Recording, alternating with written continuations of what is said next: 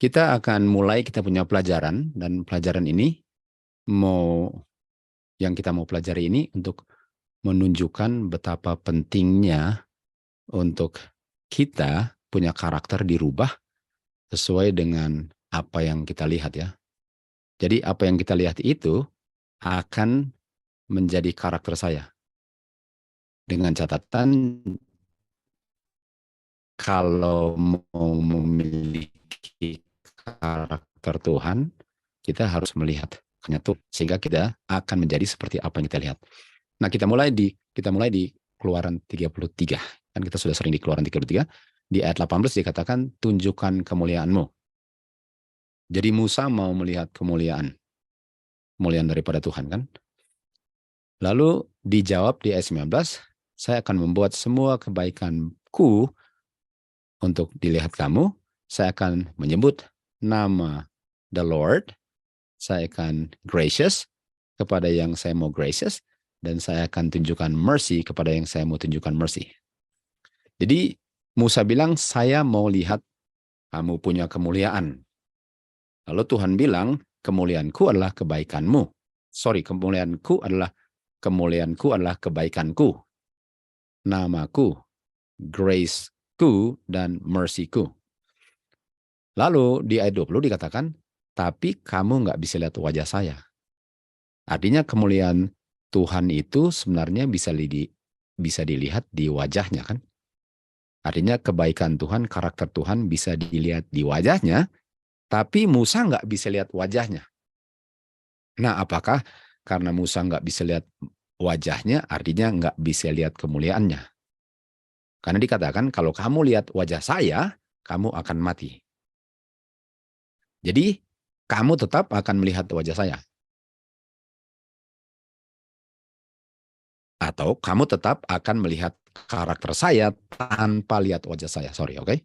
Jadi kamu akan tetap melihat karakter saya tanpa melihat wajah saya. Dan caranya ialah ayat 21 dikatakan, saya akan tempatkan kamu di tempat di mana kamu akan berdiri di atas batu, dan waktu saya punya kemuliaan yang kamu mau lewat, sekarang lewat di depan kamu, saya akan taruh kamu di celah batu dan akan tutup kamu dengan tangan saya, sementara saya punya kemuliaan lewat, dan saya akan singkirkan tangan saya, dan kamu akan lihat bagian belakang saya, artinya bukan wajah saya, kamu akan lihat belakang saya, artinya dengan lihat belakang, saya bisa lihat karakter Tuhan. Paling kurang saya nggak lihat wajahnya kan, untuk lihat wajahnya kan harus mati. Paling kurang saya masih bisa lihat karakternya walaupun lihat bagian belakangnya. Tetapi wajahku kamu nggak bisa lihat. Artinya waktu Musa bilang, tunjukkan kemuliaanmu, tunjukkan karaktermu.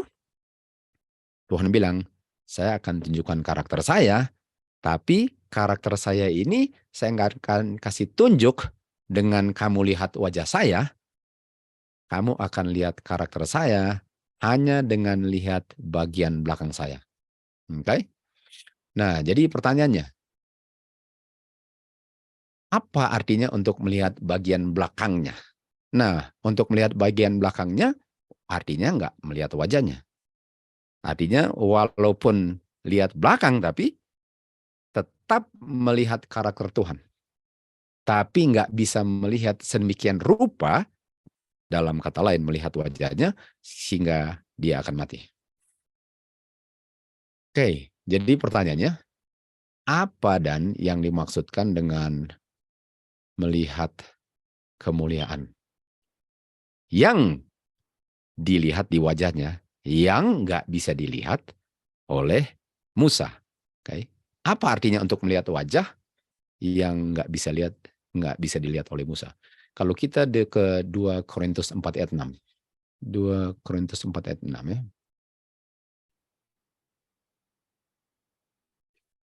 Dikatakan di sini, God, dan kita tahu God ini adalah Tuhan Yesus kan? Karena Tuhan Yesus adalah nature-nya God, kita sudah tahu itu. Di Kejadian 1:3, and God said, kita tahu ini Tuhan Yesus. Bukan sebagai personality, tetapi God in infinity kan. God yang memerintahkan terang untuk keluar dari kegelapan, artinya sebelumnya gelap, tiba-tiba menjadi terang. Sebelum dibilang jadilah terang, gelap. Di saat dibilang terang. Jadi Tuhan yang berfirman terang di tengah kegelapan telah menyinari ke dalam hati kita, dan terang itu adalah terang yang adalah pengetahuan daripada kemuliaan God di wajah Kristus. Oke. Nah, ini wajah Kristusnya. Artinya wajah Kristus mengungkapkan terang pengetahuan kemuliaan God. Jadi kalau kita kembali tadi ke Keluaran 33 ayat 18, waktu dibilang tunjukkan kemuliaanmu, lalu dibilang kamu nggak bisa lihat wajah saya, tapi kamu bisa lihat belakang saya. Jadi boleh katakan belakang itu menunjukkan terang pengetahuan dari kemuliaan God. Tapi itu bukan di wajah. Iya, walaupun bukan di wajah, paling kurang Musa bisa lihat versi belakangnya, bukan versi wajahnya. Okay? Dia bisa lihat versi belakangnya. Dari mana kita tahu itu? Coba kita ke John 1. Okay? John 1.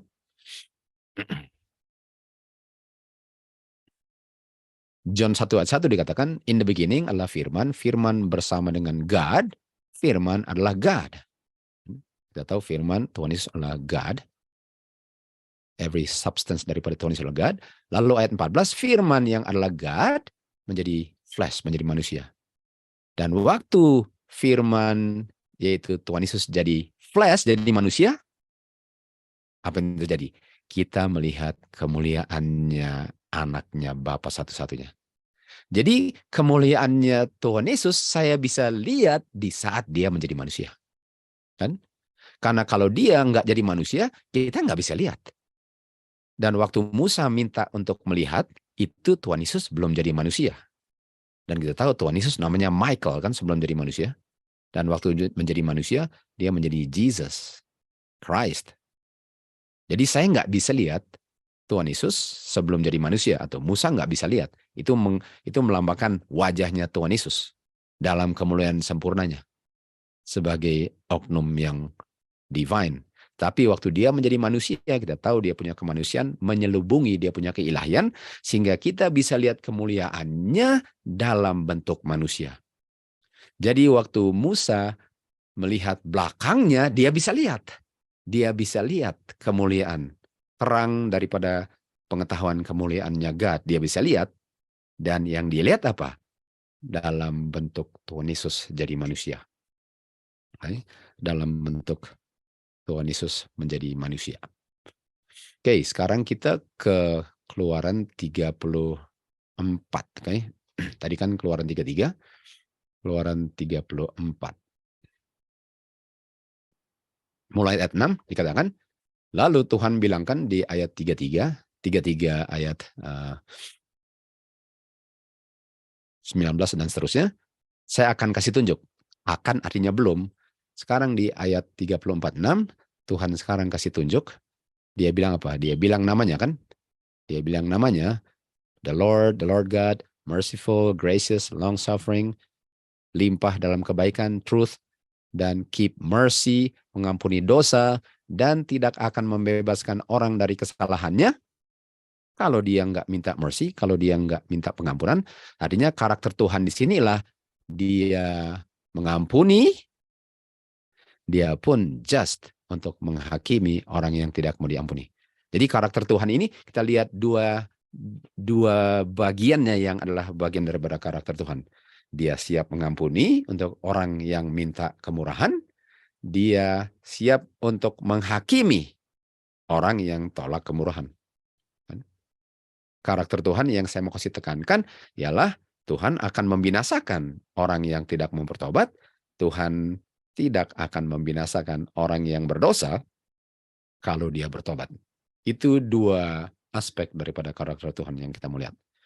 Jadi Musa mau lihat karakter Tuhan, di mana karakter Tuhan itu just. Just artinya orang yang berdosa harus mati.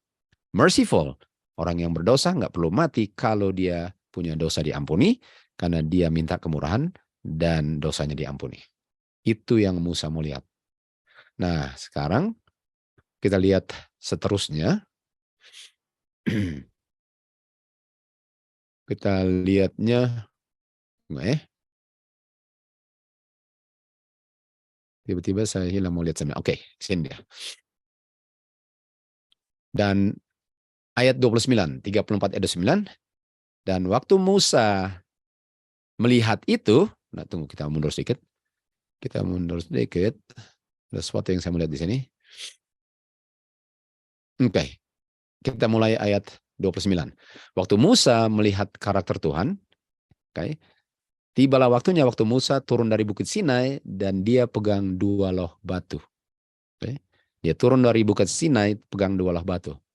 Dan waktu dia turun dari Sinai dengan dua loh batu, dia nggak sadar bahwa wajahnya bersinar-sinar.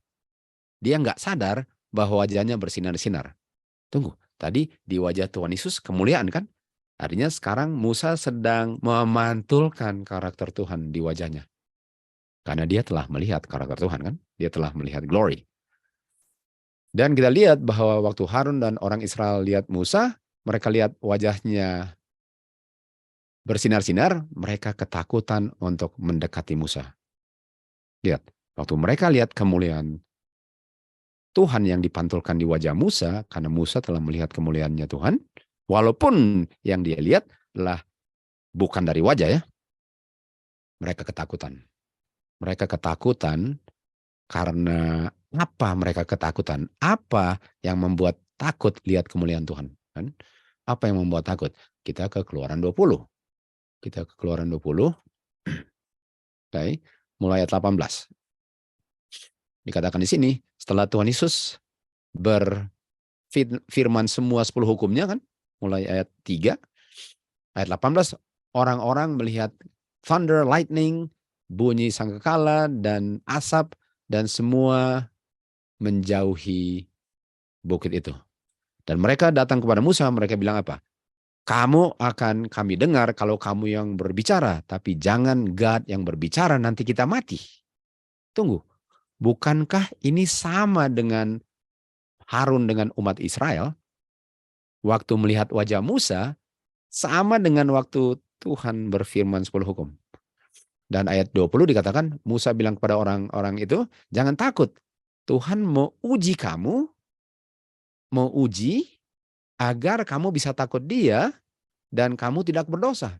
Nah, mari kita lihat ya di Roma 3 ayat 20, kita Roma 7 ayat 7 lah. Roma 7 ayat 7 dikatakan Rasul Paulus bilang sini, saya nggak tahu apa itu dosa kecuali melalui hukum. Saya nggak tahu apa itu lust kecuali hukum yang bilang jangan kamu covet. Tadinya dia bilang, saya nggak tahu apa itu dosa setelah 10 hukum bilang itu dosa. Jadi Roma 3:20 kita lihat lagi, Roma 3:20 bicara tentang fungsinya hukum ialah untuk menunjukkan dosa kamu. Okay? Fungsi hukum ialah untuk menunjukkan dosa kamu. Okay? Nah, kita kembali ke Keluaran 20 tadi. Okay? Ayat 18. Setelah Tuhan berfirman hukumnya, karena mereka adalah orang-orang berdosa, apa yang terjadi? Mereka ketakutan karena mereka sadar akan dosa mereka. Jadi kemuliaan Tuhan itu adalah karakternya yang secara tertulis diungkapkan di dalam hukumnya kan. Sehingga kalau orang melihat 10 hukum, dia melihat karakter Tuhan. Dan di saat dia lihat karakter Tuhan, dia akan sadar bahwa karakternya sangat kotor dibandingkan dengan karakter Tuhan yang dia sedang lihat. Nah, apa yang terjadi dengan Musa? Waktu 10 hukum diberikan. Keluaran 20 ayat 21, orang-orang berdiri jauh dari bukit Sinai, tapi Musa malahan mendekati Tuhan di dalam kegelapan itu. Kegelapan awan. Artinya Musa kalau mendekat, artinya dia nggak ada persoalan dengan dosa, karena dosa itu memisahkan orang dari Tuhan, sesuai dengan Yesaya 51, 59, Yesaya 59 ayat 1 dan 2 kan. Artinya dosa itu memisahkan. Artinya karakter Tuhan itu, kalau saya nggak ada dosa, saya nggak ada persoalan dengan itu. Tapi kita tahu bahwa di 2 Korintus 13 ayat 8 dikatakan bahwa dengan melihat karakter Tuhan, saya tambah lama tambah menjadi sama dengan Tuhan punya karakter. Bagaimana itu bisa terjadi kalau saya malahan waktu lihat malahan saya menjauh, oke? Nah, ini akan kita jawab seterusnya waktu kita belajar nanti, oke? Nah, jadi kita sudah lihat Musa bilang, saya mau lihat kamu punya kemuliaan, kamu punya karakter, dan karakternya daripada Tuhan itu bisa dilihat di dalam kehidupannya Kristus dalam kemanusiaannya. Dalam konteks ini dari belakangnya, bukan dari wajahnya. Jadi kalau lihat wajahnya itu sama dengan mau lihat Tuhan Yesus sebelum jadi manusia. Untuk lihat belakangnya, Musa bisa lihat karena sekarang sudah jadi manusia. Sesuai dengan yang kita baca tadi di John 1:14 dibandingkan dengan 2 Korintus 4 ayat 6 kan.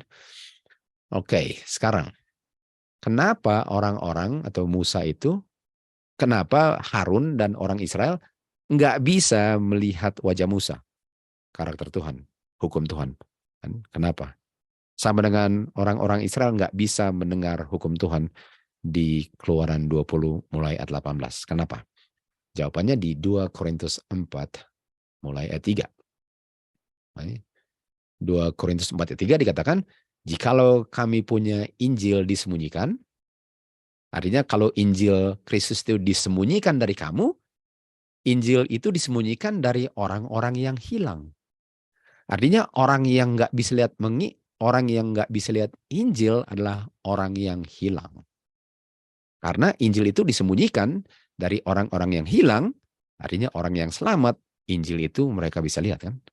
Artinya Injil itu disembunyikan atau mereka harus tutup wajah mereka untuk nggak bisa melihat Injil. Sama dengan orang-orang Israel nggak bisa lihat karakter Tuhan yang dipantulkan oleh wajah Musa. Siapa yang sembunyikannya dan apa yang disembunyikan?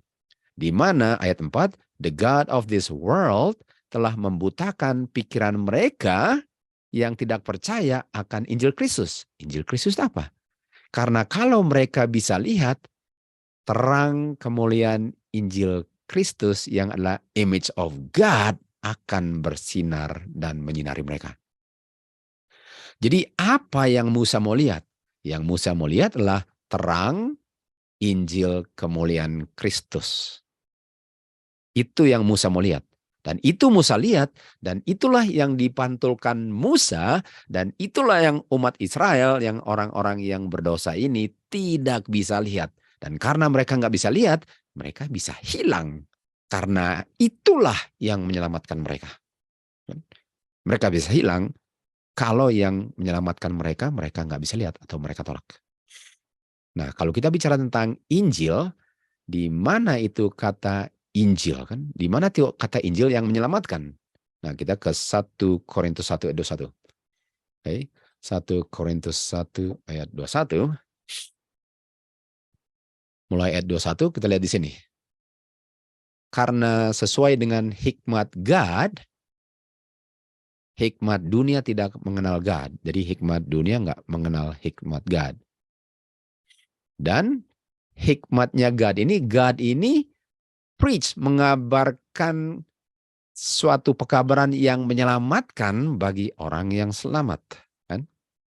Bagi orang yang percaya. Jadi Tuhan ini ada pekabaran yang bisa menyelamatkan kalau orang-orang ini percaya. Nah, pekabaran apa yang dikabarkan untuk orang itu bisa selamat kalau dia percaya? Kita baca di ayat 23. Dia bilang, kita ini ajarkannya adalah Kristus disalibkan. Yang kita ajarkan adalah Kristus disalibkan yang bisa menyelamatkan bagi orang yang percaya.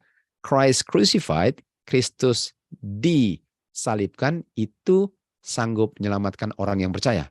Dan apa itu pekabaran Kristus disalibkan yang sanggup untuk menyelamatkan orang yang percaya? Ayat 24 dikatakan, Kristus disalibkan itulah the power of God. Kuasa Kristus untuk menyelamatkan kita bisa lihat di kayu salib. Kayu salib Di situ saya lihat kuasanya God yang bisa selamatkan orang dari dosanya. Christ crucified adalah gospel. Jadi kalau kita kembali ke 2 Korintus 4 ayat 4, dikatakan setan berhasil untuk menyembunyikan gospel, yaitu kuasanya Kristus yang sanggup menyelamatkan, dan mereka nggak bisa lihat kuasanya Kristus, atau mereka nggak bisa lihat kuasanya Kristus di kayu salib, walaupun lihat kayu salibnya, karena di kayu salibnya ada Injil yang menyelamatkan, tapi mereka nggak bisa lihat Injil yang menyelamatkan itu. Artinya di kayu salib, saya bisa lihat the glorious gospel. Dan tadi orang-orang itu, mereka malahan tutup wajah mereka dari the glorious gospel. Mereka menyembunyikan wajah mereka dari Injil yang mulia yang sanggup menyelamatkan. Bagaimana saya bisa diselamatkan kalau yang menyelamatkan itu saya nggak lihat karena saya tutup wajah saya untuk nggak bisa melihatnya. Artinya Injil Kristus yang adalah kuasa God yang bisa menyelamatkan, kita bisa lihat di kayu salib. Nah, kalau kita bicara tentang kayu salib, tentang Injil ini, tentang Injil yang menyelamatkan kan, kita lihat di Mazmur 85 ayat 10. Mazmur 85 ayat 10 ya. Mazmur 85 ayat 10.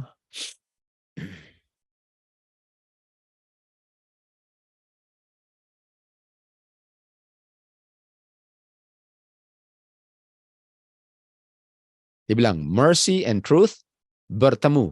Mercy dengan kebenaran atau justice bertemu. Kita tahu mercy dengan truth, karakter Tuhan kan, the glory of God yang mau dilihat oleh Musa. All the goodness, mercy, graces, kan itu semua. Karakter Tuhan bertemu. Bertemunya artinya apa? Satu mengampuni, satu jalankan penghakiman bagi yang nggak mau diampuni. Ketemu. Dan righteousness and peace have kissed each other. Kapan dia bertemunya? Di kayu salib. Dari mana kita tahu kayu salib? Melihat karakter Bapa. Karena hukum bilang harus ada yang mati. Betul. Siapa yang harus mati? Orang berdosa. Betul. Kenapa dan Tuhan Yesus yang mati di situ? Itu namanya mercy. Itu namanya mercy. Artinya mercy ialah yang mati di kayu salib, bukan saya. Justice, keadilan adalah ada yang mati di kayu salib sesuai dengan tuntutan hukum. Jadi mercy dengan justice sama-sama kita temukan di Tuhan Yesus di kayu salib. Karena yang berdosa bukan yang mati, tapi hasil dosa ada yang mati. Artinya the power of God, gospel, glory of God itu adalah kayu salib. Jadi waktu Musa bilang, tunjukkan kemuliaanmu, sebenarnya apakah dia sadar atau enggak, yang dia minta lihat apa? Tunjukkan kayu salib. Karena hanya kayu saliblah yang bisa selamatkan orang. Nah, pertanyaannya, apakah Musa lihat kayu salib? Nah, Tuhan Yesus datangnya tahun 27, lahir 27, dan mati di kayu salib 30. Tuhan Yesus lahirnya 4 BC, ya. Mulai dia punya ministry 27 AD, dan matinya 31 AD, spring kan, Passover. Nah, apakah dia bisa lihat kayu salib kalau Tuhan Yesus aja belum jadi manusia? Kalau orang sebelum kayu salib selamatnya melalui Injil yang mulia itu, sementara Injil kayu salib itu, sementara kayu salibnya belum ada, bagaimana orang bisa selamat dengan lihat kayu salib yang belum ada? Okay? Bagaimana caranya? Nah, yang perlu dilihat bukan kayu salibnya. Yang perlu dilihat adalah karakter Bapa yang diungkapkan melalui kayu salib. Artinya nggak perlu ada kayu salibnya kalau saya bisa lihat simbol daripada kayu salib itu, karena yang saya mau lihat adalah mercy dengan truth, dengan justice-nya Bapa, di mana bukan kamu yang mati, tapi ada yang mati. Dan itu nggak perlu lihat kayu salib, saya perlu lihat lambangnya kayu salib untuk melihat itu. Karena kalau enggak ada yang selamat sebelum kayu salib. Nggak ada yang akan selamat kalau nggak lihat kayu salib. Dan apa itu yang kita harus lihat untuk Musa ya. Apa yang Musa harus lihat supaya dia bisa lihat the glorious gospel. Yang glorious sebelum kayu salib. Nah, sebab itu kita akan lihat kutipan Roh Nubuat pertama, oke? Ini dia, oke? Sejak penciptaan, hukum moral sangat penting daripada rencana keselamatan. Ceremonial law untuk menjawab tujuan tertentu dalam rencana keselamatan. Okay? Artinya ceremonial law itu menjadi ada untuk orang bisa melihat rencana keselamatan lebih jelas lagi. Jadi moral law itu selalu ada. Dan ceremonial law ini ditambahkan karena orang melanggar moral law. Tapi ceremonial law ini bukan hanya ditambahkan begitu saja tanpa alasan, karena dengan saya melihat sesuatunya di ceremonial law, itulah bagaimana saya bisa ditolong untuk keselamatan saya. Kita tahu, kita perlu diselamatkan dengan melihat karakter Bapa di kayu salib kan. Jadi ceremonial itu diberikan sebelum kayu salib, artinya ceremonial law tujuannya untuk melihat kayu salib, walaupun belum ada kayu salib. Jadi sistem korban lambang ini dan persembahan-persembahan di-establish melalui perayaan-perayaan agar orang berdosa bisa melihat dan mengerti korban sesungguhnya Kristus. Jadi ini ceremonial law sangat penting untuk orang bisa lihat kayu salib sebelum kayu salib. Tetapi orang-orang Yahudi sangat dibutakan dengan mereka punya kesombongan dan dosa, sehingga mereka nggak bisa lihat lebih jauh daripada kematian domba. Artinya apa gunanya untuk bikin dia punya ceremonial law kalau nggak lihat kasih Bapa melalui anaknya dan keadilan Bapa di dalam anaknya. Jadi nggak ada gunanya ini ceremonial law kalau saya nggak lihat kayu salib atau karakter Bapa yang diungkapkan di kayu salib. Mereka nggak bisa kenal Tuhan Yesus karena mereka nggak bisa lihat kayu salib waktu mereka bunuh binatang-binatang ini. Lalu dikatakan apa? Apa yang dibilang di sini? Ceremonial law itu glorious. Tunggu, apa itu kata glorious? Apa kata glorious? Mari kita lihat lagi ya. Apa kata lain glorious tadi? Kita ke ayat tadi. Coba kita ke 2 Korintus 4 ayat 4 ya. Apa kata glorious? 2 Korintus 4 ayat 4 dibilang apa? The God of this world telah membutakan mereka sehingga mereka nggak melihat the light of the glorious gospel. Gospel. Artinya glorious apa? Gospel. Dan gospel itu Roma 1:16 apa? Gospel itu artinya glorious gospel. Dan glorious apa? Nggak ada dosa. Nggak ada dosa kan? Karena Roma 3:23 dosa comes short of glory. Artinya orang yang berdosa harus lihat glory tanpa mati. Dan apa itu gospel? 1 Korintus 1 kan? 1 Korintus 1 ayat mulai ayat 23 di sini katakan Kristus disalibkan itu apa? Christ the power of God. Power of God di Roma 1:16 apa? Gospel. Gospel apa? Gospel apa? Glorious. The gospel of Christ. The glory of Christ. The power of God. The glorious gospel. Dan gospel ini yang sanggup menyelamatkan bagi orang percaya kalau dia lihat karakter Tuhan di kayu salib. Gospel of Christ kan? Atau Christ crucified. Jadi kita kembali lagi, orang-orang ini nggak bisa lihat kayu salib, nggak bisa lihat gospel karena gospel itu, jadi mereka nggak bisa bedakan glorious gospelnya daripada ceremonial law-nya. Nah, fungsi daripada ceremonial law untuk mereka lihat glorious gospelnya.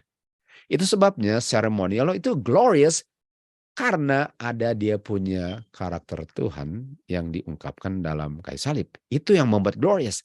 Tanpa lihat itu, nggak ada gloriousnya. Nggak ada gloriousnya. Sama sekali nggak ada gloriousnya. Dan orang-orang sebelum kayu salib harus lihat itu. Karena mereka butuhkan kayu salib sebelum kayu salib. Dan ini ceremonial law yang glorious ini, yang gospel ini, artinya gospel dalam ceremonial law untuk menolong orang punya keselamatan. Semua arrangement ini berdasarkan Kristus. Lalu mari kita lihat ini. Adam melihat Kristus. Adam melihat karakter Bapa dalam anak. Adam melihat kayu salib waktu dia bunuh domba. Orang Israel enggak lihat kayu salib waktu bunuh domba. Artinya penting enggak untuk mengerti apa fungsi seremonial law. Jadi bukan dombanya, tapi melalui domba saya lihat karakter Tuhannya. Supaya orang yang hidup sebelum kayu salib, mereka sudah bisa lihat kayu salib walaupun sudah mati sebelum kayu salib. Mereka perlu lihat ialah bukan kayu salibnya, tapi karakter Bapanya yang dilambangkan melalui kematian domba ini.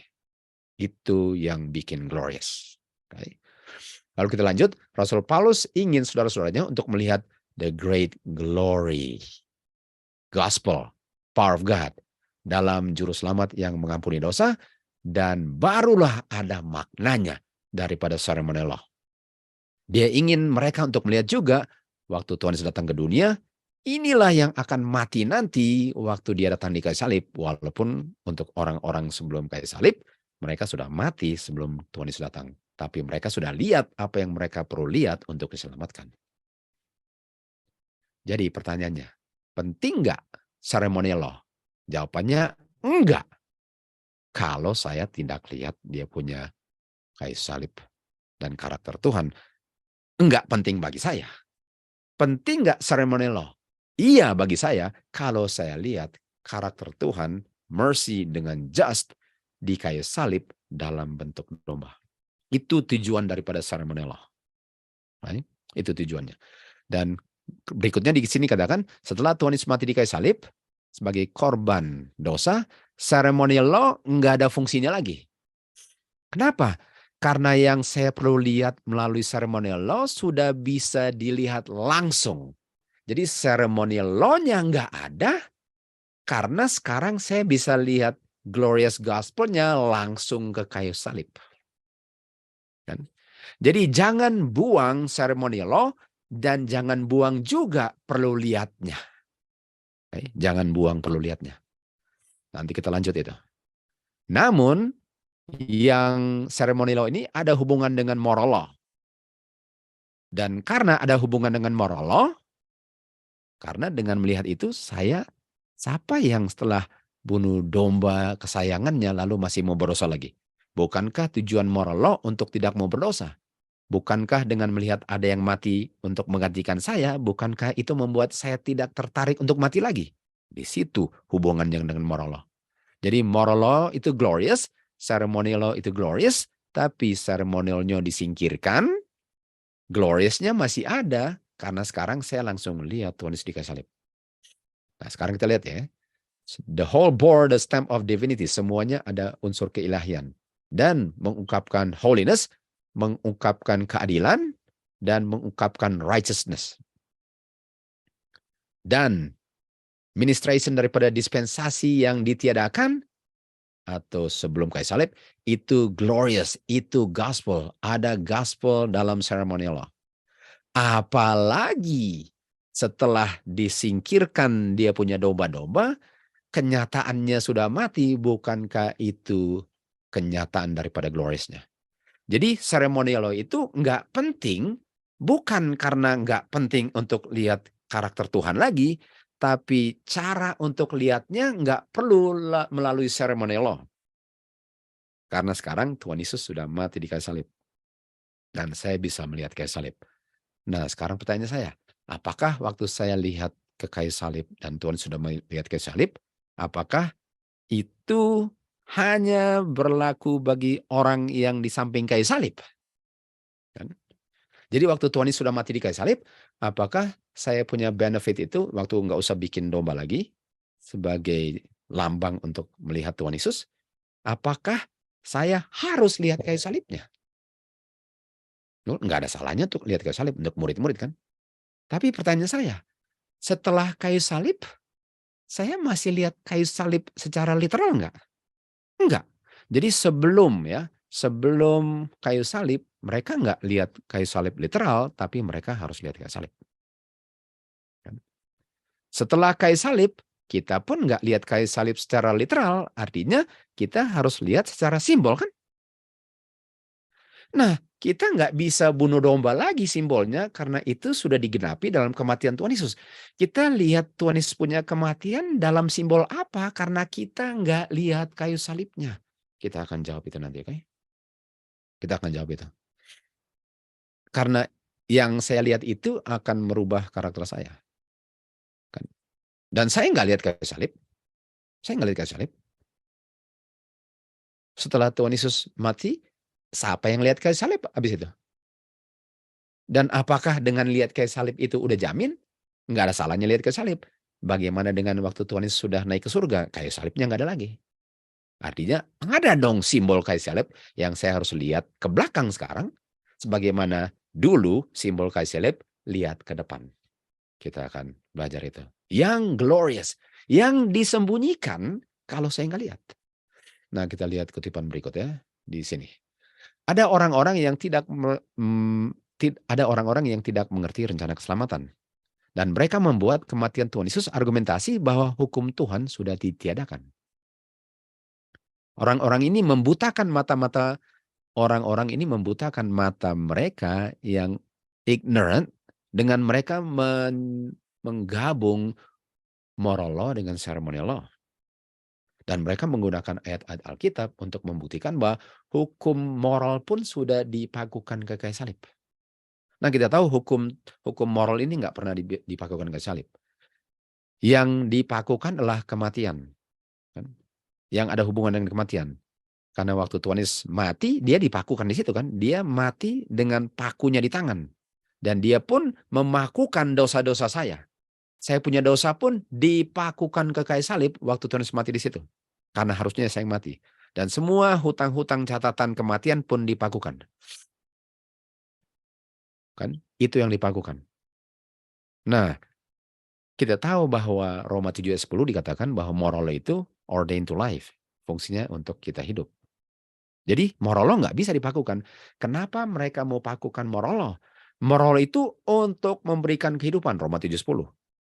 Seremonial itu pun untuk memberikan kehidupan karena dia kasih tunjuk kehidupannya Tuhan Yesus di kayu salib, atau dia punya karakter Bapa yang memberikan kehidupan karena karakter melambangkan hukum Tuhan. Karena hukum Tuhan itu the transcript dari dia punya karakter, the revelation of his will. Artinya kayu salib itu mengungkapkan hukum Tuhan. Hukum Tuhan itu life. Artinya saya perlu lihat life untuk saya live. Jadi ceremonial law itu tujuannya untuk kehidupan. Saya lihat itu supaya saya nggak perlu mati. Dan yang ditiadakan itu ialah kematiannya. Domba yang mati nggak perlu ada lagi. Tetapi yang ada hubungan dengan kehidupan nggak boleh dipakukan karena yang ada hubungan dengan kehidupan namanya moral law. Roma 7:10, ordained to life. Jadi mereka sudah ada aspek moral law di ceremonial law, di mana mereka lihat karakter Tuhan dan moral law. Di kayu salib itu moral law. Itu moral law. Jadi di ceremonial law ada moral law. Seremoninya ditiadakan karena ada hubungan dengan domba yang mati. Dan kematian sudah tidak ada lagi. Domba nggak ada lagi. Tapi moral law-nya jalan terus. Di mana orang tetap harus lihat kayu salib untuk hidup kan. Sebagaimana orang-orang di Padang Belantara, waktu mereka lihat kayu salib hidup, apakah lihat kayu salib mati? No, hidup. Dan yang memberikan kehidupan itu apa? Moral law. Makanya di ceremony law ada moral law-nya, sehingga jangan buang moral law-nya waktu kamu bilang nggak perlu ceremonial law lagi. Jangan kamu membutakan mata kamu dari gospel. Gospel itu untuk memberikan kehidupan, bukan kematian. Kan? Walaupun kematian itu menghasilkan kehidupan, karena yang dikejarlah kehidupan. Tuhan Yesus ambil kita punya kematian supaya kita hidup. Lalu dikatakan di sini, ada dua hukum yang berbeda. Satu lambang sampai ke Kristus dan berakhir waktu kematian Tuhan Yesus. Yang satu hukum Tuhan nggak pernah berakhir untuk selama-lamanya. Kan? Jadi kalau saya masih sembelih domba, itu penyangkalan akan Tuhan Yesus punya kematian. Karena Tuhan Yesus sudah singkirkan kematian itu. Supaya saya bisa hidup. Kematian Tuhan Yesus untuk saya bisa hidup. Jangan singkirkan unsur kehidupannya karena Tuhan Yesus mati untuk saya hidup. Jangan dengan dia mati yang membuat saya hidup pun dipakukan ke kayu salib.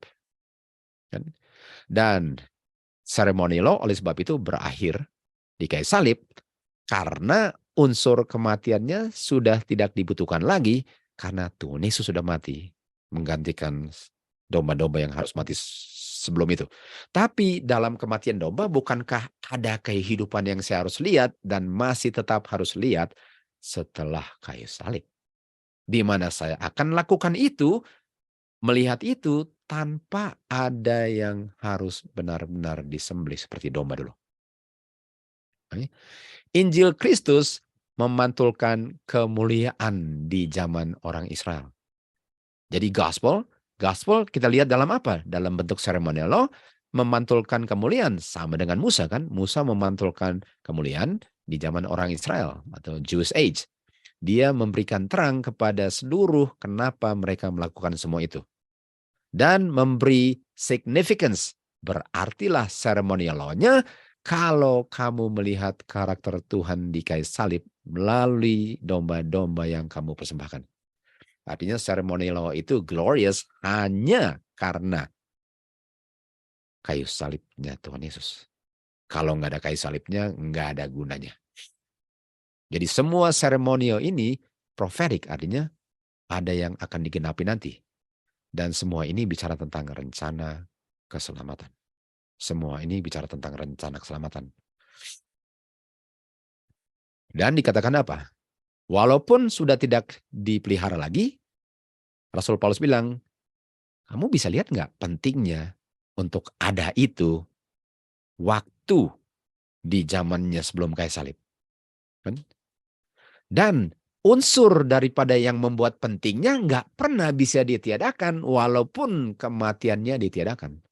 Karena yang saya kejar daripada itu ialah yang memberikan kehidupan dan itu tetap dibutuhkan setelah kayu salib sekalipun tanpa ada unsur kematiannya atau tanpa ada yang harus mati. Hukum ini glorious. Yang ditiadakan itu glorious. Oke. Kenapa itu glorious? Karena karakter Tuhan yang kalau kamu bisa lihat waktu bunuh domba itu. Dan yang glorious itu adalah karakter Tuhan yang adalah hukum Tuhan yang tidak pernah bisa dipakukan ke salib. Artinya di ceremonial law ada hukum moral yang glorious yang nggak pernah bisa dipakukan untuk selama-lamanya. Yang ditiadakan seremonial dengan kematian, tapi unsur gloriousnya, moral law-nya jalan terus. Okay. Dia jalan terus. Oke, sekarang kita lanjut. Sekarang kita ke 2 Korintus 3:7. 2 Korintus 3:7 dikatakan di sini bahwa ada sesuatu yang di dispensasi ministration kematian. Dan dispensasi itu ialah penulisan di loh batu. Artinya ini dispensasi kematian inilah dispensasi melihat kayu salib dalam bentuk simbol bayang-bayang kan. Dalam bentuk domba. Ini ministration of death. Ministration of death itu adalah hukum Tuhan yang ditulis di dua loh batu itu. Dia nggak bisa selamatkan. Hukum itu nggak bisa menyelamatkan. Hukum itu menunjukkan kepada Kristus yang bisa menyelamatkan kan. Jadi kalau saya lihat hukum, saya lihat karakter Tuhan yang bisa menyelamatkan saya. Bukan hukum itu sekedar menunjukkan. Dan ini hukum yang ditulis di batu. Lalu, tapi itu pun glorious. Kenapa itu glorious? Karena itu menunjuk kepada kayu salib. Jadi waktu saya melihat hukum, lalu saya dituduh sebagai pelanggar, apa pengharapan saya? Kayu salib. Orang yang dituduh hukum, dia nggak akan menolak hukum itu. Dia bilang, terima kasih sudah kasih tunjuk dosa saya sekarang mau lihat kayu salib di mana Tuhan mati untuk saya punya kematian, dan saya akan dirubahkan sesuai dengan karakternya, dengan power daripada gospel, supaya saya tidak dituduh hukum sebagai pelanggar hukum lagi. Tapi kalau saya tiadakan hukumnya, artinya saya nggak perlu solusinya lagi kalau saya nggak mau dikasih tunjuk dosanya. Dan kalau saya menyangkal dosa saya karena saya tolak hukumnya, kenapa saya butuhkan juru selamat? Kenapa saya butuhkan kayu salib sebagai solusi daripada persoalan saya? Jadi kita bisa lihat bahwa di zaman ceremonial law itu glorious karena ada kayu salibnya. Sehingga orang-orang Israel nggak bisa melihat wajah Musa, daripada gloriousnya itu yang diganti dengan kayu salib. Done away with, kan? Jadi itu diganti. Karena gloriousnya tetap glorious, walaupun gloriousnya itu dalam bentuk yang tadi kita lihat, kan, di belakangnya, bukan wajahnya. Karena benar-benar wajahnya itu nggak bisa lihat di manusia, ya, tapi bisa lihat dalam bentuk Tuhan Yesus punya kemanusiaan. Bisa dilihat manusia dalam bentuk kemanusiaannya, karena kalau lihat Tuhan Yesus nggak jadi manusia, bisa binasa kita. Oke? Jadi kita bisa lihat bahwa apa sih yang membuat ceremonial law itu glorious? Apa yang membuat ceremonial glorious? 10 hukumnya. Karakter Bapa di kayu salib. The gospel. The glorious gospel. Nah, kita lihat di sini. Dikatakan di ayat 13, waktu mereka menutup wajah mereka, atau Musa harus menutup wajah dia supaya umat Israel nggak perlu lihat wajah dia karena kesilauan. Itu baru lihat ceremonial law atau lambang daripada ceremonial law, itu baru lihat sesuatu yang dalam bentuk simbol. Artinya kalau simbolnya mereka nggak bisa lihat, kira-kira mereka terima kayu salib nggak? Enggak. Artinya untuk mereka tutup wajah Musa, mereka boleh dikatakan mereka tolak Injil yang dikabarkan melalui domba-domba. Mereka tolak gospel sebelum kayu salib. Artinya mereka tolak simbol kayu salib dalam bentuk domba-domba. Dengan mereka tutup wajah mereka, mereka tolak kayu salib dalam bentuk sacrifice. Okay. Jadi dengan tolak dia punya simbol, saya tolak kayu salib. Okay. Di mana ayat 14, mereka punya pikiran, mata rohani dibutakan. Dan dikatakan di sini, sampai hari ini wajah mereka masih ditutupi waktu mereka baca the Law of Moses, Old Testament. Yang mana sebenarnya itu sudah done away in Christ. Artinya yang domba-domba itu sudah digantikan Kristus. Tapi walaupun digantikan dengan Kristus, mereka sekarang di akhir zaman masih nggak bisa lihat kayu salib melalui simbolnya. Nah, kita mau cari tahu, apa simbolnya kayu salib setelah kayu salib, di mana simbolnya adalah domba sebelum kayu salib. Yang sampai sekarang pun masih tertutup wajah mereka. Seakan-akan orang bilang gini, apa sih yang membuat karakter saya berubah dengan lihat domba ini disembelih? Apa sih yang saya lihat dari lambang setelah kayu salib yang harus dibuat yang bisa merubah karakter saya? Sampai saat ini mata mereka masih dibutakan. Kan? Nevertheless, kalau mereka berpaling kepada Tuhan, akan terbuka dan mereka akan lihat sebenarnya yang selama ini mereka tolak adalah yang mereka butuhkan untuk keselamatan mereka dalam bentuk simbol. Dalam bentuk simbol, betul? Ini dalam bentuk simbol. Oke, jadi mari kita lihat sekarang kita mau ke kutipan Roh Nubuat nomor 3, lalu kita lanjut lagi di ayat-ayat Alkitabnya. Nomor 3 di sini. Tuhan memberikan instruksi langsung atau spesial kepada Musa untuk umat Israel mengenai bagaimana mereka bisa preserve atau bisa menjaga mereka punya kerohanian, jaga utuh, dan mereka tidak terima kutuk atau plagues Tuhan. Kan? Bagaimana caranya supaya tidak menerima plagues yang ditujukan kepada Mesir. Dan instruksi itu diberikan kepada Musa supaya mereka tidak terima tulah yang ditujukan kepada Mesir. Dikatakan Tuhan berikan melalui Musa satu ordinance, satu perintah yang sangat kudus daripada institusi Passover. Jadi Passover itu ialah caranya untuk tidak kena tulah Mesir. Dengan perintah ilahi, mereka perlu bunuh domba yang tidak ada cacatnya. Sehingga waktu malaikat datang sama dengan malaikat di Yeskel 9 ya, yang datang dengan pedang pada malam hari, malaikat akan pass over rumah mereka sehingga mereka tidak dibinasakan. Dan apa caranya waktu mereka keep dia punya Passover, apa caranya atau apa lambangnya di mana domba akan di mana malaikat akan lewatin rumah itu sehingga mereka nggak dibinasakan. Mereka harus makan flesh daripada domba. Mereka harus makan fleshnya domba pada malam hari, kan? Dan waktu mereka makan itu namanya Lord's Passover.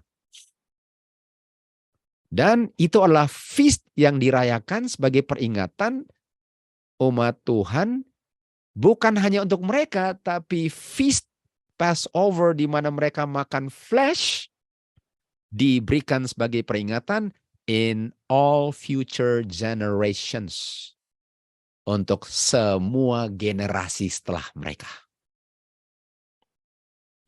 Tuhan berikan kepada Musa bagaimana caranya tidak kena kutuk plagues. Daniel 12:1 cuma plagues untuk kita. Dengan kita menerima tanda. Di mana kita terima sesuatu sebagai tanda di mana malaikat akan lewati rumah kita. Kita makan flesh daripada binatang itu. Dan kita lakukan itu di saat Passover. Dan ini berlaku untuk Musa punya generasi dan all future generations. Kan? Lalu dikatakan sini, nggak cukup hanya untuk bunuh domba dan percik darahnya di pintu, tapi harus dimakan. Artinya bisa nggak darahnya dipercik kalau dombanya nggak dibunuh? Enggak. Artinya domba harus dibunuh, dimakan dagingnya, lalu darahnya dipercik di pintu. Kata lain pintu apa? Di dahi manusia. Dahi lambang apa? Lambang meterai. Dan malaikat melewati rumah yang di dahinya lambang pintu hati, lambang pintu manusia. Di situ ada darah yang lambang kamu dimeteraikan. Nah ini kan cuma lambang, iya. Tapi apakah mereka bikin lambangnya? Apakah mereka benar-benar percik dan taruh darahnya di pintu? Benar-benar. Ini lambang. Dan apakah mereka benar-benar makan dagingnya? Iya, walaupun lambang, iya. Iya. Jadi lambangnya itu kenapa harus dibuat? Paragraf berikut dikatakan, pekerjaan ini yang patut dilakukan orang Israel untuk menguji mereka apakah mereka setia dengan melakukan lambangnya di saat Tuhan meluputkan mereka, kan? Jadi untuk melakukan itu adalah pengungkapan mereka punya penurutan. Bukan karena dagingnya menyelamatkan, bukan karena darahnya menyelamatkan, tapi mereka punya penurutan terhadap simbol yang mereka jalankan sesuai dengan perintah ilahi, itu yang menunjukkan mereka beriman. Sama dengan Kain dan Abel.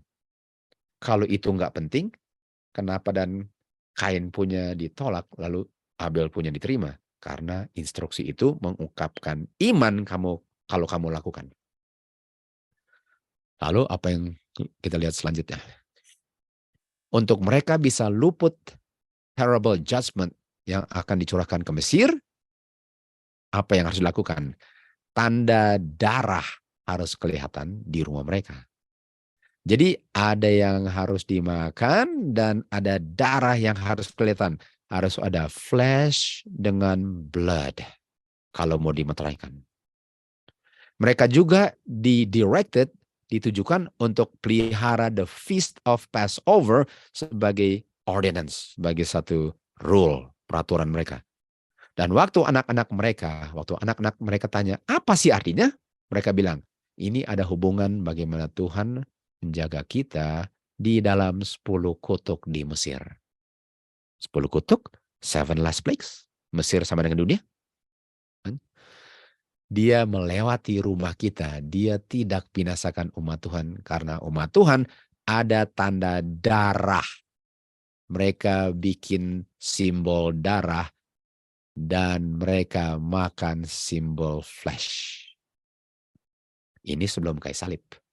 Ini Passover sebelum kayu salib. Kan?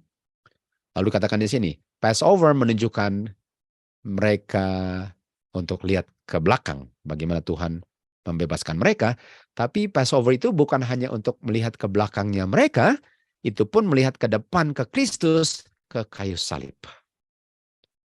Jadi Passover tujuannya lihat ke belakang dan lihat ke depan. Dan ke depannya apa? Kayu salib. Artinya penting nggak melalui simbol flesh dengan blood, keep the feast. Keep the feast itu ada flesh and blood untuk lihat kayu salib. Ya. Darah yang dipercik di pintu melambangkan darahnya Kristus yang mempersatukan kita dengan Tuhan. Dan darah itu adalah ketergantungan kita selalu akan Kristus melalui darahnya. Dan dengan kita punya ketergantungan atau kebergantungan kepada Tuhan Yesus akan darahnya, yang kita lakukan simbolnya, disitulah kita bisa diluputkan dari kuasa setan untuk akhirnya diselamatkan dari dunia ini. Kristus makan Passover dengan murid-muridnya sebelum kayu salib. Malam yang sama, dia menginstitusi ordinance the Lord's Supper, perjamuan kudus, untuk dirayakan, untuk mengingatkan, ingat artinya melihat ke belakang akan kematiannya. Selama ini, mereka merayakan Passover untuk melihat ke belakang bagaimana mereka diluputkan dari Mesir. Sekarang the Lord's Supper ialah untuk murid-murid setelah kayu salib, lihat ke belakang. Nah, murid-murid kalau lihat ke belakang, yang mereka lihat apa? Kayu salib. Kalau Musa lihat ke belakang, lihat luput dari Mesir, murid-murid Tuhan Yesus lihat ke belakang, nanti lihat kayu salib. Musa lihat ke depan, lihat kayu salib. Murid-murid lihat ke depan, lihat luput dari dunia.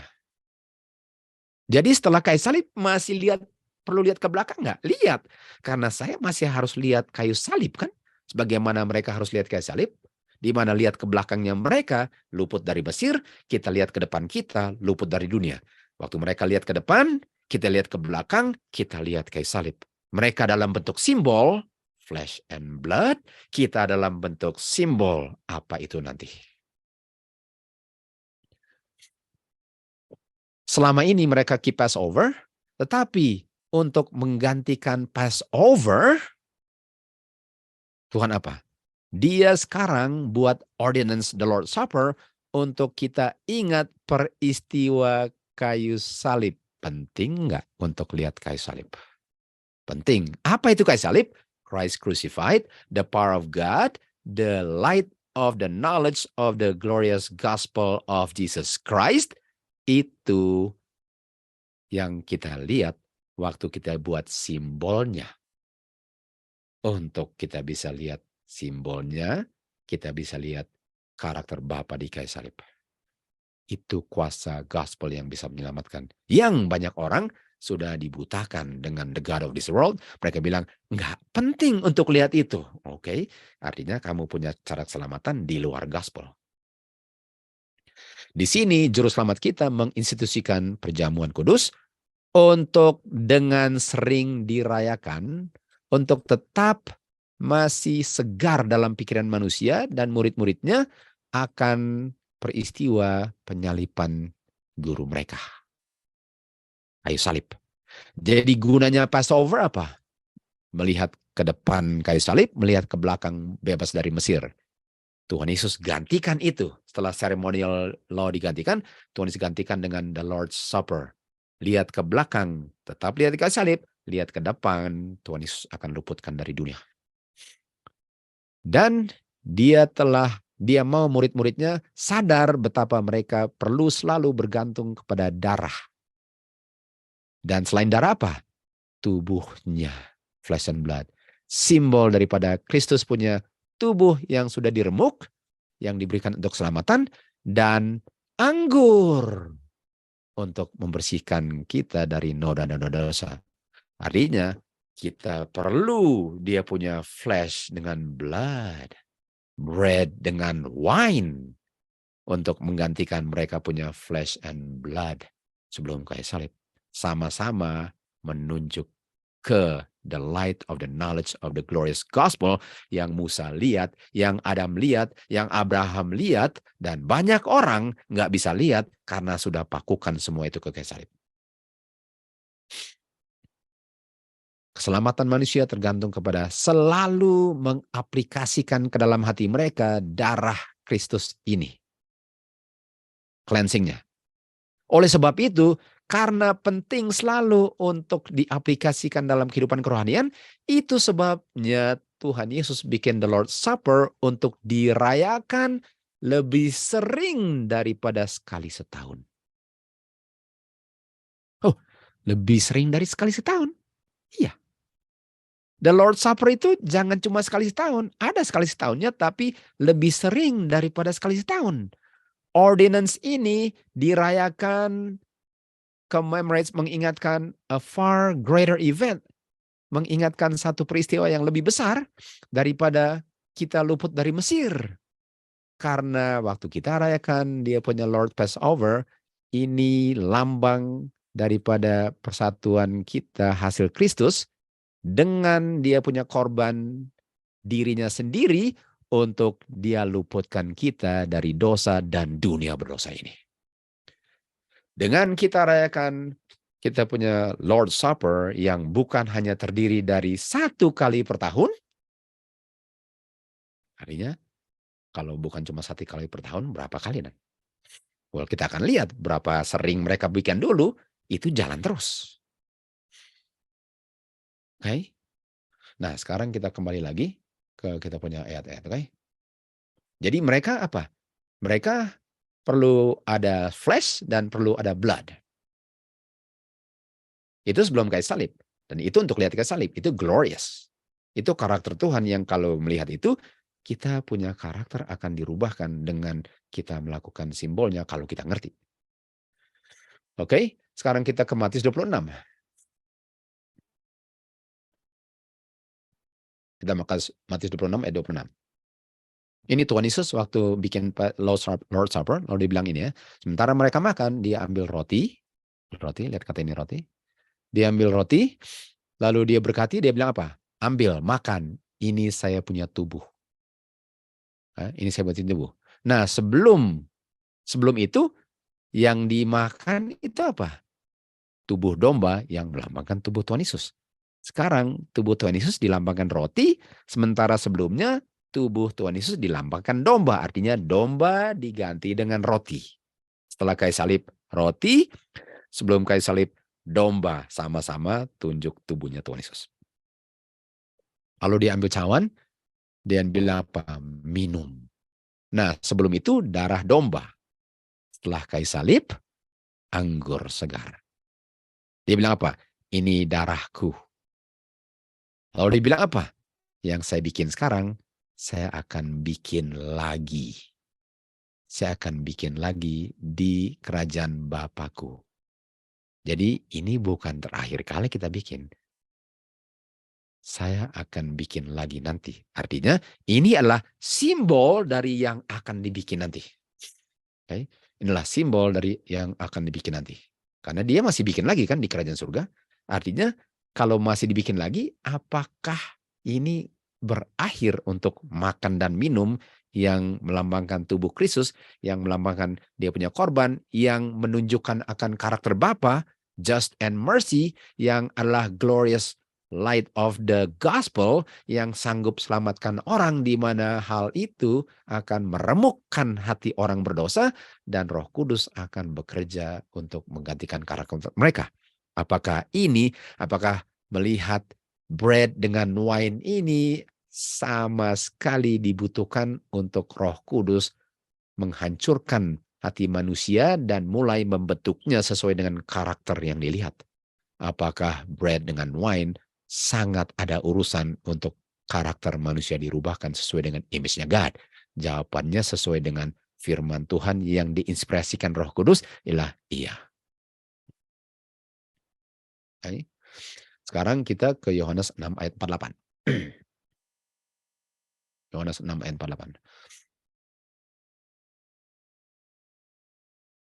Yohanes bilang, akulah roti hidup, kehidupan. Kan? Roti hidup. Di Matius 26 ayat 26 dikatakan apa? Dia ambil roti. Roti adalah apa? Tubuh. Inilah tubuhku. Makanlah roti yang adalah lambang tubuhku. Lalu habis itu kita kemana tadi? John 6, 48. Dia bilang apa? Akulah roti itu. Roti kehidupan itu. Roti. Artinya tubuhnya Tuhan Yesus kan? Tubuhnya. Tapi kita tahu tubuhnya nggak ada gunanya kan? Kita tahu tubuhnya melambangkan roh kan? Tapi tetap harus dimakan lambangnya kan? Karena dengan makan lambangnya, di situ diimpress betapa pentingnya, dengan catatan saya mengerti apa yang saya lihat. Kan? Lalu ayat 49, dia bilang, kita nggak usah ke ayat 9, kita langsung ke ayat 51. Dia bilang, akulah roti yang hidup yang turun dari surga. Barang siapa makan roti ini, kita tahu, roti ini lambangkan tubuhnya kan, dia akan hidup selama-lamanya. Dan roti ini, sekarang dia ganti bahasanya, roti ini namanya saya punya flesh. Jadi kamu harus makan saya punya roti yang dilambangkan oleh saya punya flesh. Sekarang ganti roti ke flesh. Dan orang yang makan ini hidup selama-lamanya. Baik. Lalu kita ke ayat 54. Barang siapa makan saya punya flesh, saya punya roti atau tubuh saya, dan minum saya punya darah, wine, memiliki kehidupan kekal. Ayat 55, dia ganti lagi dari roti ke flesh, sekarang dia ganti apa? My flesh is meat, my blood is drink. Jadi kita ganti di mana ada kata flesh dengan blood, kita ganti meat and drink. Barang siapa makan meat dengan drink, memiliki kehidupan kekal.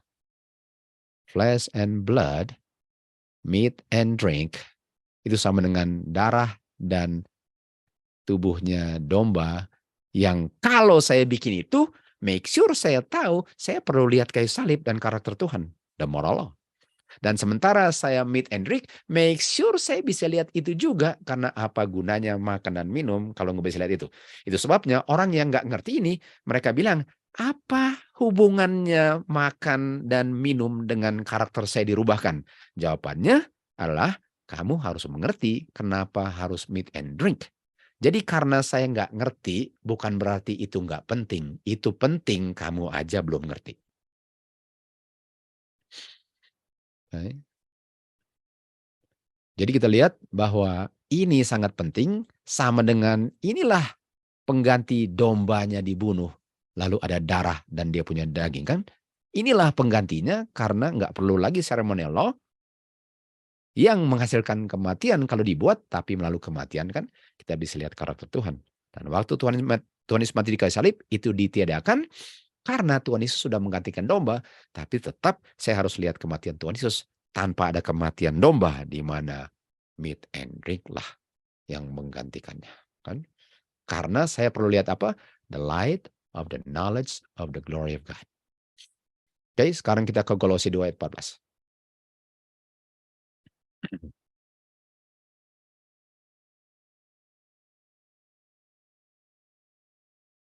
Dikatakan meniadakan handwriting ordinances dan memakukannya ke salib.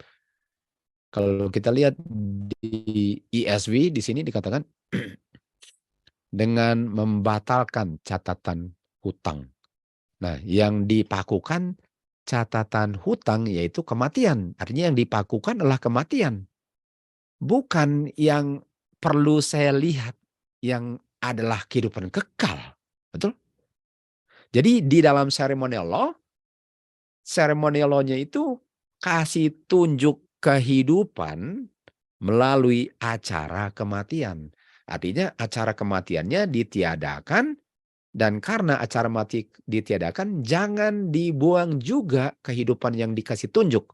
Sekarang kehidupan yang dikasih tunjuk itu diganti melalui meat and drink tanpa ada acara kematiannya.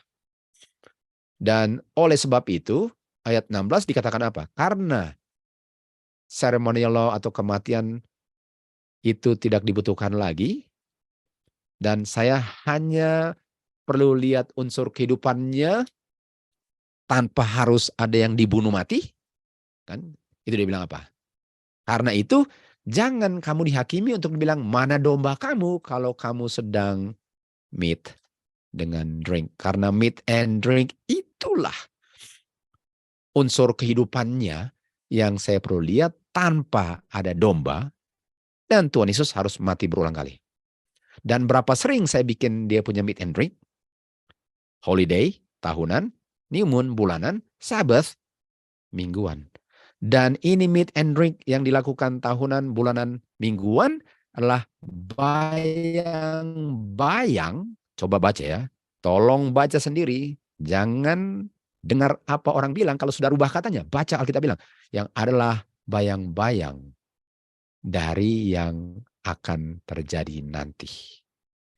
Artinya bisa enggak ini sudah dipakukan kalau ini adalah bayang-bayang dari yang masa depan? Kenapa mau pakukan meat and drink kalau meat and drink itu membuat saya bisa melihat the knowledge of the glorious gospel?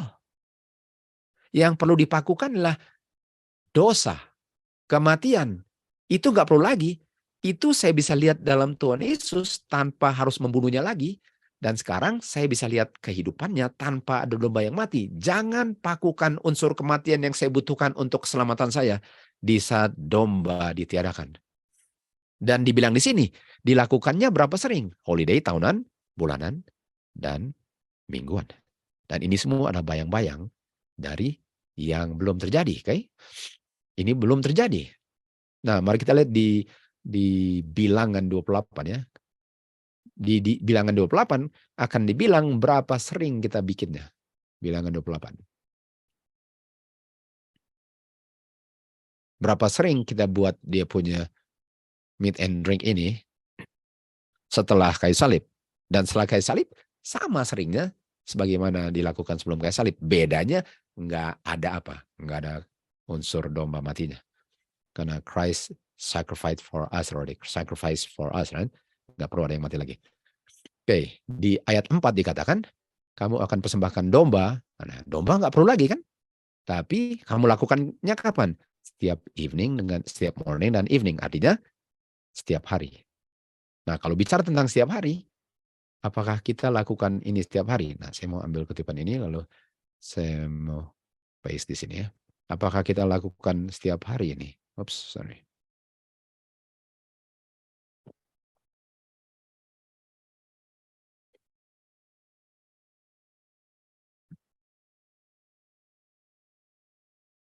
Okay, if ever there was a time when every household or every house should be a house prayer, kalau ada waktunya untuk setiap rumah menjadi rumah peribadahan, sekaranglah itu. Seperti patriarchs yang dulu, yang mengaku love God, membuat mezbah untuk sembah di mana saja mereka bertenda, bapak, imam rumah tangga harus mempersembahkan morning dengan evening sacrifice. Oh, artinya harus bunuh domba? Enggak. Dalam bentuk apa? Dalam bentuk prayer and praise. Kita tahu thanksgiving dan prayer kan. Jadi kita punya morning dengan evening sacrifice itu adalah morning dengan evening worship. Jadi hariannya sekarang apa? Morning dengan evening worship. Karena kita tahu bahwa sacrifice itu adalah thanksgiving dengan dia punya praise. itu sacrifice yang Tuhan require. Ialah kita bersuka cita waktu lihat korban Tuhan Yesus. Tapi itu dilakukan pada waktu-waktu yang sudah Tuhan tetapkan. Oke. Jadi kita kembali lagi, itu hariannya sekarang, hariannya evening morning worship. Itu. Lalu kita lanjut lagi. Di ayat 11, kali itu harian ya. Jadi dia punya appointed time harian. Bedanya nggak ada domba lagi. Ayat 11, mingguan. Kamu pada hari Sabat, offering juga. Hari Sabat kan, harian, mingguan, bedanya nggak ada apa. Nggak ada binatang mati. Sekarang apa? Meat and drink. Di Kolose 2 ayat 16 kan. Lalu ayat 16. Lalu ayat 16 dibilang apa? Dan on the first, sorry udah kelewatan ini, harusnya ayat 11 dulu, harus ayat 11 dulu ya. Dibilang ini ya, ayat 11. Jadi ada harian, ada mingguan, lalu pada awal daripada kamu punya bulan, new moon, bedanya nggak ada apa? Bedanya nggak ada domba yang mati. Dan tadi dibilang di Kolose 2:16 apa? Every new moon kan? Lalu kita lanjut lagi ke ayat 16. Ayat 16, ini Passover. Dan Passover itu kita rayakan Passover. Kan kita baru merayakan Passover. Tapi ini yang awal daripada tahunan punya kan. Awal tahunan punya. Lalu habis Passover kita tahu kita buat dia punya unleavened bread kan. Ini dia. First day sampai 7 days kan. Dia punya tahunan punya. Right? Ini dia. Hari ke-7 adalah Holy Convocation. Nah, kita sedang jalankan ini. Lalu Feast of Weeks. Ini dia punya Pentecost. Tahunan punya. Kan? Habis itu Feast of Weeks ini lalu kayak ke bilangan 29. Lalu first day of the month itu dia punya blow of trumpet kan. Itu sama dengan kena di bulanan juga kan. Lalu habis itu Feast of Annual Feast. Lalu Day of Atonement. Habis itu Tabernacle. Ini semua dilakukan, bedanya sekarang tanpa apa? Tanpa domba yang harus disembelih. Dan masih ada. Kita masih lakukan itu sesuai dengan yang tadi kita baca di Kolose 2 ayat 16. Karena semua unsur kematian sudah nggak perlu dilakukan lagi karena Tuhan Yesus sudah mengambil kematian itu. Bedanya kita tetap harus lihat itu dan Tuhan tetapkan kapan untuk lihat itu. Jadi kalau orang bilang, apakah penting untuk lihat? Bukankah setiap hari boleh lihat? Jawaban saya gini, oke, kamu bisa lihat setiap hari. Tapi hari ke-7 masih hari ke-7 kan? Untuk bilang orang Advent, hari ke-7 masih hari ke-7. Bukan 7 hari menjadi hari ke-7-nya kan? Jadi kalau Tuhan sudah tetapkan saat-saat tertentu, itu sama dengan Tuhan tetapkan hari ke-7. Jangan bilang, oh saya bisa bikin kapan saja. Nah, apakah bisa pelihara hari ke-7 kapan saja? Kan? Enggak. Jadi kalau Tuhan sudah tetapkan, kenapa saya mau bantah kalau dia tahu yang terbaik untuk saya? Karena lebih sering dilakukannya, lebih baik untuk saya punya keselamatan. Betul? Oke, jadi ini semua adalah appointed time, waktu yang ditetapkan untuk melakukan semua ini. Sekarang kita Yeskiel 46. Yeskiel 46, kita mau lihat ini bulanan dan setiap hari Sabat ya. Yeskiel 46. Ayat 1. Thus said Lord God. Pintu gerbang daripada inner court yang melihat ke timur akan ditutup 6 hari. Ditutup 6 hari kerja. Tetapi pada hari Sabat, itu hari ke-7, akan dibuka dan akan dibuka juga setiap bulan. Lihat ini. Ini bicara tentang nanti di surga baru loh. Kita akan buktikan ini. Ini bukan hanya di Yerusalem ini. Ini yang dilakukan di sini akan berlaku di surga baru, di dunia baru sesuai dengan Yesaya 66, 22, 23 tadi kita lihat ya. Jadi setiap hari Sabat dan setiap new moon, artinya apakah kita masih melakukan sesuatu yang dilakukan setiap hari Sabat, weekly, dan setiap bulan, monthly. Ya. Kan? Lalu di Yeskiel 47 ayat 12, ini yang dibilang di sini. Dan di tepi sungai itu, di 2 tepi sungai itu ada segala macam pohon, dan ada salah satu pohon juga yang dia punya daun nggak akan layu, dan pohon itu nggak pernah nggak pernah bisa habis lah, maksudnya nggak pernah bisa mati. It shall bring forth new fruit. Setiap bulannya dia akan menghasilkan macam buah yang baru. Oke, artinya kalau 1 tahun 12 bulan ada berapa macam buah akan dihasilkan pada bulannya? Ada 12. Dan ini bicara tentang apa? Bicara tentang pohon kehidupan kan? Karena di Wahyu 22 kita lihat itu di Wahyu 22. Satu dikatakan, saya melihat sungai kehidupan yang keluar dari tahta Bapa dan tahta domba. Sekali lagi cuma ada 2 oknum di situ. God dengan the Lamb. Dan di tengah-tengahnya ada sungai, pohon kehidupan yang menghasilkan 12 macam buah. Ini dia.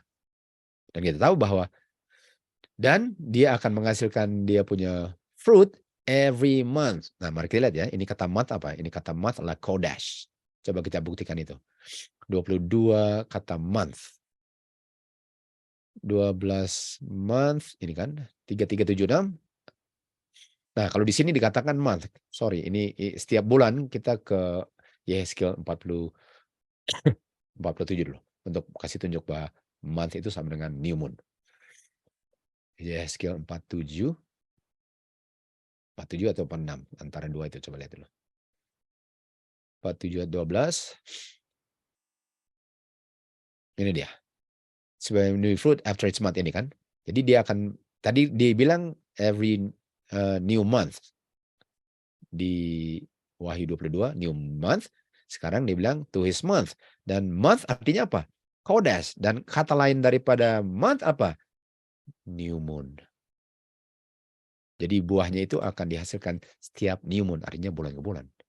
Nah, kalau bicara itu hari Sabat dan setiap bulan, bukankah ada yang dimakan nanti? Yang dimakan setiap bulan apa? Buah. Dan kita tahu buah itu lambang apa? Lambang kehidupan kekal. Jadi apakah meat and drink ini lambang sesuatu nanti yang masih lambang kehidupan kekal?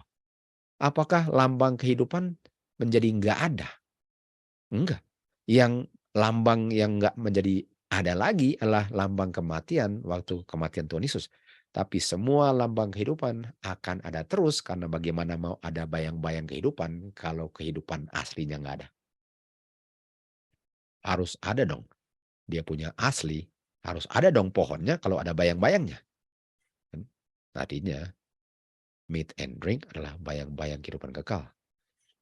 Dan dengan saya mengerti bagaimana untuk melihat karakter Bapa untuk dirubahkan, make sure saya menggunakan cara yang Tuhan sudah siapkan setiap appointed time untuk merenungkan sama-sama, kita gather, kita belajar, kita ingatkan bagaimana kasih Bapa. Nah, itu bukan berarti setiap hari nggak bisa. Bikin setiap hari. Tapi jangan lalai untuk melakukan pada saat yang Tuhan tetapkan. Karena kita akan lihat di situ Tuhan curahkan dia punya hujan nanti. Dan saya bisa belajar kapan saja. Tapi apakah hari Sabat ada berkat yang tidak diterima selain hari itu? Itu juga. Ada berkat yang diberikan pada appointed time yang nggak diterima di luar appointed time itu. Sama dengan hari Sabat. Baik. Nah, mari kita lihat di Wahyu 22 sekarang. Kembali ke Wahyu 22. Dan di ayat 3 dia bilang apa? Tidak akan ada curse lagi. Tidak akan ada curse. Nah, kalau bicara nggak ada curse itu apa? Hasil dosa. Di Galati 3 kan? Di Galati 3 ayat 13. Mana dia? Galati 3:13. Apa itu curse? Curse adalah Tuhan Yesus mati di kayu salib. Artinya waktu Tuhan Yesus mati di kayu salib, masih perlu nggak bikin sesuatu kematian, yaitu domba mati lagi? Enggak. Karena semua itu blessing, semua yang saya buat itu blessing. Nggak usah ada kematian lagi yang harus mengsimbolkan kematian Tuhan Yesus. Semua itu blessing. Semua yang saya buat itu tanpa ada unsur kematiannya. Semua itu life. Sama dengan buah kehidupan itu life. Kan? Dan ayat 14, 22 ayat 14, Wahyu 22 ayat 14, apa yang terjadi di situ? Diberkatilah kamu kalau kamu melakukan hukum Tuhan, kamu berhak untuk makan buah pohon kehidupan, dan masuk ke pintu gerbang yang terbukanya setiap bulan dan setiap Sabat. Kita akan lihat setiap tahunan punya feast pun akan dibuka. Kita ke Sakaria 12. Sakaria 12. Okay. Sakaria 12 ayat 10. Dia bilang, saya akan curahkan, okay, ini pentingnya. Saya akan curahkan, apa yang akan dicurahkan? Dia akan curahkan, okay, kepada mereka yang dicurahkan adalah Spirit of Grace. Mau nggak Spirit of Grace? Apa yang nggak mau? Dia akan curahkan Roh Kudus yang adalah kuasa Tuhan. Kepada siapa? Mereka yang melihat Tuhan Yesus dipakukan ke kayu salib. Tunggu. Orang yang lihat kayu salib pada appointed time dicurahkan Spirit of Grace nggak? Bisa lihat itu? Tuhan akan curahkan Roh Kudus waktu mereka melihat Tuhan Yesus yang kamu pakukan kayu salib. Mari kita lihat lagi 1 Korintus 1. 1 Korintus 1, 21-22 ya. Tadi kan kamu akan dicurahkan Roh Kudus waktu kamu lihat saya dipakukan. Lihat ini. Kita ajarkan Kristus dipakukan. Dan Kristus pakukan adalah the power of God, gospel yang bisa selamatkan. Dan bisa nggak gospel menyelamatkan kalau kamu nggak dicurahkan Roh Kudus? Nggak bisa. Artinya apa hasilnya kalau saya meat and drink dengan melihat, nah walaupun meat and drink, kalau nggak bisa lihat kayu salib nggak akan terima Roh Kudus. Okay? Make sure ngerti itu. Harus bisa melihat dan merenungkan, bicara, renungkan, mengerti doktrinnya, terima itu, dan mengalaminya. Itu saya sedang dicurahkan Spirit of Grace waktu saya lihat yang dipakukan kepada saya. Nah kita ke Sakaria 10 sekarang. Sakaria 10 ayat 1. Dikatakan, ask ye the Lord, mintalah hujan. Kapan? In the time. Bukan kapan saja. Pada waktunya. Kapan waktunya hujan itu? Appointed time. Weekly, monthly, yearly. Itu appointed time-nya. Selain evening, morning worship. Di situ Tuhan curahkan dia punya rain.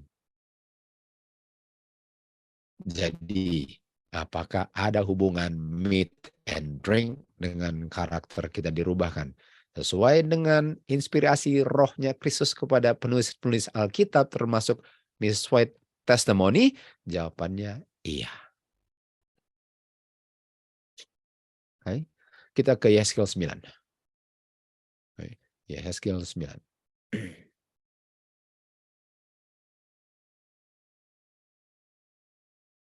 Ayat 4. Tuhan bilang apa? Pergi ke tengah kota Yerusalem. Di tengah Yerusalem, taruh tanda atau materai di dahi mereka yang berkeluh kesah terhadap kekejian yang terjadi di sekitar mereka. Artinya orang-orang ini akan dimeteraikan di dahi mereka, Wahyu 14 ayat 1, Wahyu 7 ayat 4, kalau mereka berkeluh kesah terhadap kekejian yang terjadi di dalam Yerusalem. Yerusalem ada gereja. Apa sih kekejian yang terjadi di Yerusalem? Kita tahu di Yeskel 8 kan? Di Yeskel 8 kekejiannya. Ada 4 macam. Yang terakhir apa? Ayat 16. Mereka sembah matahari ke sebelah timur. Sembah matahari apa? Sembah Baal. Sembah matahari apa? God-nya Trinitas sembah matahari. God-nya Trinitas sembah matahari. Dan Tamus. Apa Tamus? Kita tahu Nimrod. Kita tahu dia punya Semiramis. Tamus. Itu Trinitas mulainya di situ. Dan waktu kita lihat itu, kita sedih dong bagaimana umat Tuhan sekarang sudah terima ajaran Babylon. Dan bilang, apa sih bedanya dengan Babylon? Mereka pun percaya Alkitab tuh, Babylon punya Trinitas itu adalah dasar daripada semua doktrin mereka. Lalu bilang, apa salahnya doktrin Trinitas mereka dengan kita sama? Kalau itu adalah dasar daripada semua doktrin mereka, artinya untuk terima Trinitas, saya terima semua mereka punya doktrin, karena semua doktrin itu berfondasi Trinitas. Berkeluh kesah, orang yang dimeteraikan berkeluh kesah. Oke. Bukan main. Oke, saya mau ambil kutipan ini lagi. Jadi, di appointed time, waktu kita gather together, sorry. Waktu kita gather together, di situ Tuhan curahkan Roh Kudusnya, oke? Pada waktu yang Tuhan sudah tetapkan. Jangan jangan jangan kita menolak apa berkat yang Tuhan sudah siapkan untuk kita. Kita harus improve setiap kesempatan untuk menempatkan diri kita di saluran berkat. Kristus bilang, di mana 2 atau 3 berkumpul dalam namaku, di situ aku pun hadir. Kita tahu hadir melalui rohnya kan. Roh, lambang dari roh adalah dilambangkan oleh hujan. Di mana pertemuan gereja seperti camp meeting, seperti the assemblies of home church, semua di mana kita ada personal labor for souls, adalah Tuhan punya appointed opportunities untuk berikan hujan awal dan hujan akhir. Kapan itu? Kapan? Kapan itu? Kita kembali lagi ke Sakarya 12 ayat 10 tadi kan? Kita kembali ke Sakarya 12 ayat 10. Okay. Sakarya 12 ayat 10 tadi dibilang apa? Saya akan curahkan hujan, appointed time, weekly, monthly, yearly, the spirit of grace. Kapan? Waktu they look upon me, waktu mereka lihat saya sebagai yang mereka pakukan ke kayu salib. Dan mereka akan mourn, mereka akan sedih, mereka akan mourn. Semua Israel yang melihat ini akan berkeluh kesah. Di mana kita lihat keluh kesah tadi? Yes, 9 ayat 4. Orang-orang yang berkeluh kesah sedang melihat Tuhan Yesus dipakukan ke kayu salib, karakter Bapa yang begitu baiknya, mereka menerima meterai di dahi mereka karena mereka sedang sedih untuk melihat bagaimana Tuhan punya gospel sudah diputar balikan oleh ajaran Trinitas ini. Gimana? Penting nggak? Waktu kita meet and drink, kita tahu apa yang kita buat. Karena kalau kita nggak lihat apa yang kita perlu lihat, orang akan bilang, apa gunanya meet and drink? Emangnya bisa selamat? Nggak bisa selamat tanpa itu? Nah, kalau orang nggak ngerti itu, ngertilah. Kalau nggak bikin, ngertilah. Tapi kalau bikin lalu nggak lihat itu, apa gunanya? Apa gunanya saya bikin meet and drink dengan orang yang tidak?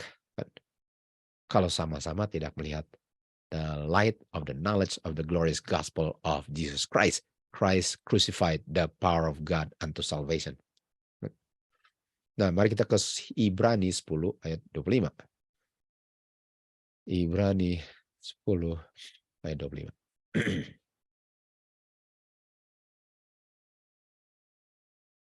Dikatakan di sini, jangan kamu lalai untuk kamu berkumpul sama-sama. Artinya kita nggak boleh lalai untuk kumpul sama-sama. Saling menguatkan satu yang lain, waktu kita kumpul sama-sama bikin apa? Bikin apa waktu kita kumpul sama-sama? Kita ke kisah 2. Ayat 1. Waktu kumpul sama-sama mereka sedang keep dia punya apa? Sedang keep dia punya feast.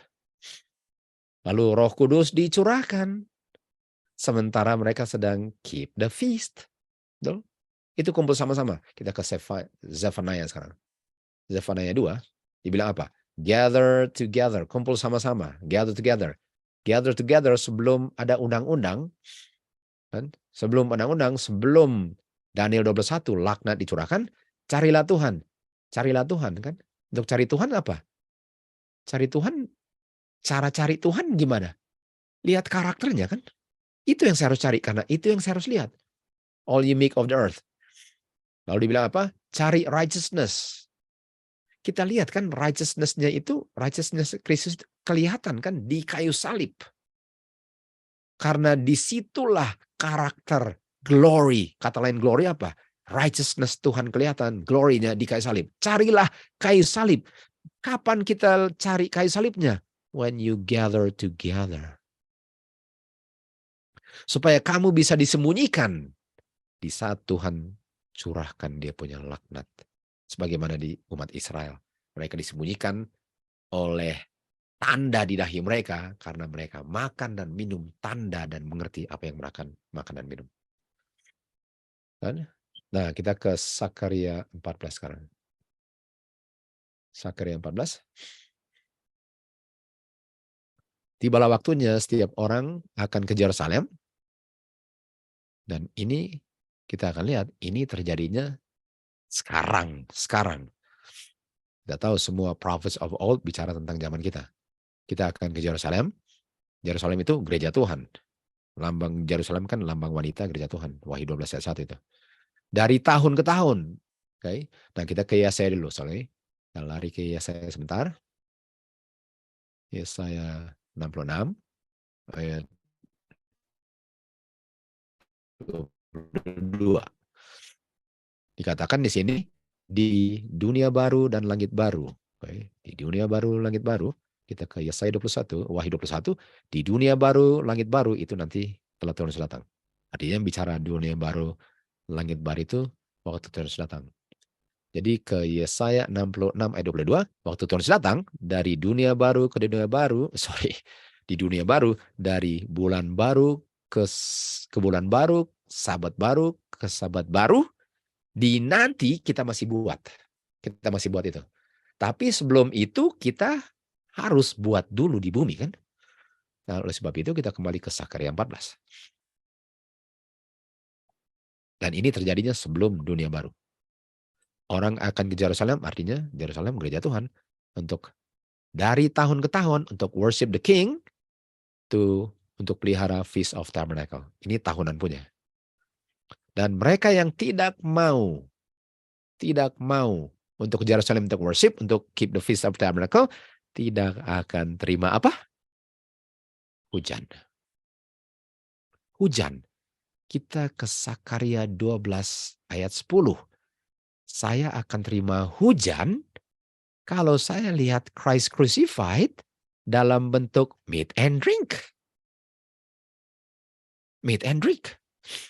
Dan Sakaria 10 ayat 1, at the appointed time dia curahkannya, dia punya hujan itu.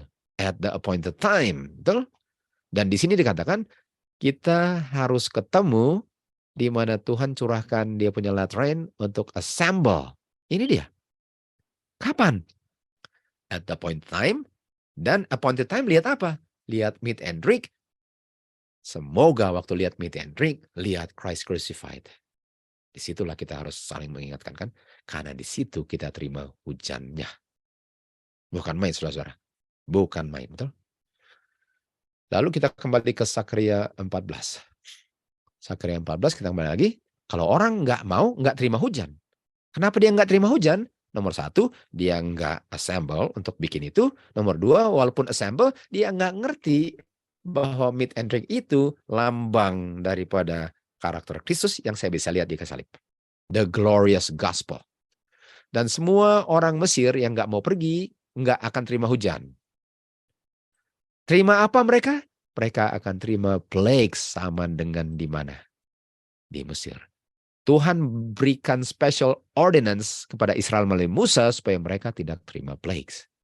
Tuhan berikan ordinance daripada dia punya the Lord's Supper untuk menggantikan Passover supaya umat Tuhan tidak kena plagues.